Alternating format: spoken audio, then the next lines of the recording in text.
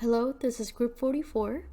Team members Tweet Fam, Daniel Pachko, and Jacob Preston. And we are talking about IoT mayhem. What is IoT? IoT stands for the Internet of Things, and it is a system of interrelated computing devices, mechanical and digital machines provided with a unique identifiers and the ability to transfer data over a network without requiring human-to-human or human-to-computer interactions. Some examples of IoT devices are Amazon Echo, Samsung smart fridges, Nest security system, and Google Ring. Before we tear into the issues that make IoT devices an ethical issue, we'd like to give them credit for the amazing advances they can make towards the quality of our lives. Tasks like feeding your dogs, monitoring your doorway, or even heating your car before you get in are trivial nowadays. Outstanding advances in the medical field mean you can closely monitor conditions such as diabetes and asthma.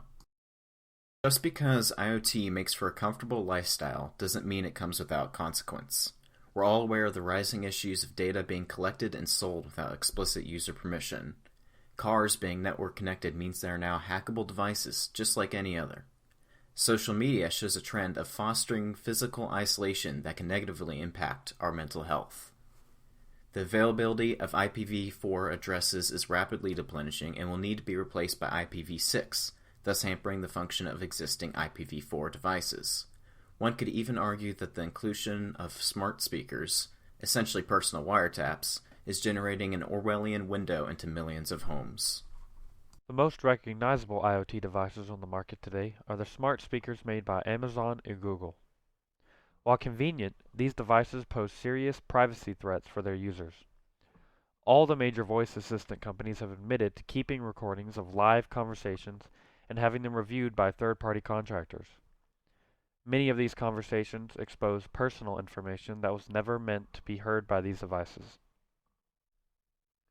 Many other household smart products suffer from the lack of processing power to implement robust security and encryption and end up becoming gateways into your personal data or network.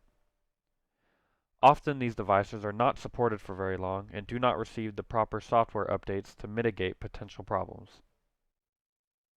Smart security devices are growing in popularity among homeowners as a way to monitor their properties remotely and provide peace of mind. These products are intended to protect the things most dear to you, but suffer from a critical point of failure, the Internet. Many of these devices become useless without a connection to the Internet. Since everything is stored in the cloud and few products offer local backups of recordings, thieves can simply cut the Internet connection to your home and enter it without fear of being recorded. The other downside to Internet connectivity is that your security devices are always at risk of being compromised, without even being there physically.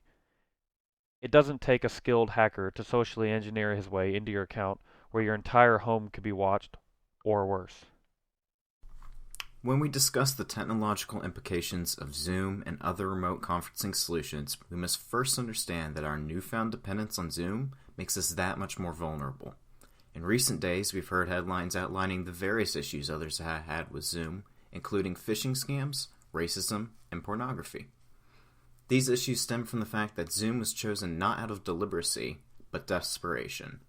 We were anxious to get back to work and to get back to school, so we chose what was most convenient and suffered the consequences. By default, Zoom does not enforce password protection for conferences and lacks any sort of end-to-end encryption, making it a poor choice for this pandemic. Another risk of IoT devices are liability risks. Although autonomous car is one of the most innovative software development projects right now, it does raise a lot of concerns for liability risks. Autonomous cars or self-driving cars will require a lot more complex software and code maintenance.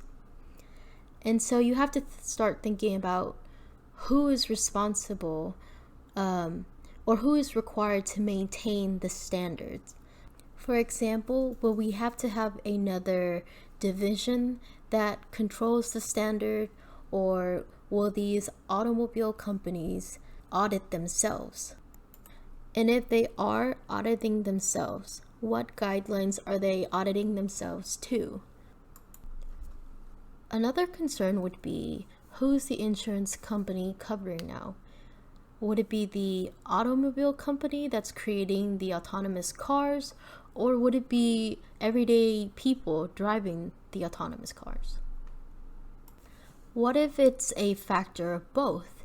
If, let's say, you turned on auto drive too soon or too late and that causes the accident, what would happen then? Apart from the liability risk, there are a lot of ethical risks of autonomous cars. For example, who's going to be responsible for the roadside deaths? Is it going to be the car company? Is it going to be the driver? Or is it going to be the organization that passed the car during production time? Another ethical scenario would be the trolley problem.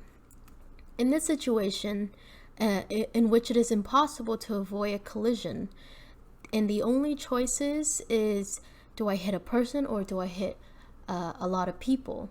How would the software determine that? And if you trace that back, where in the software code would it make that decision? So how can we prove IoT? For starters, I think it goes without saying that end-to-end encryption should be the new standard. Even Zoom does not implement end-to-end encryption and only recently upgraded its encryption standards. We can increase the transparency available to customers through terms of service and other notifications to inform the user of how their data is being used. We've seen a trend of this following the adoption of the European GDPR privacy law. To improve the safety and reliability of autonomous vehicles, the adoption of standards for the testing of the vehicles is paramount and something to deal with in the coming decade.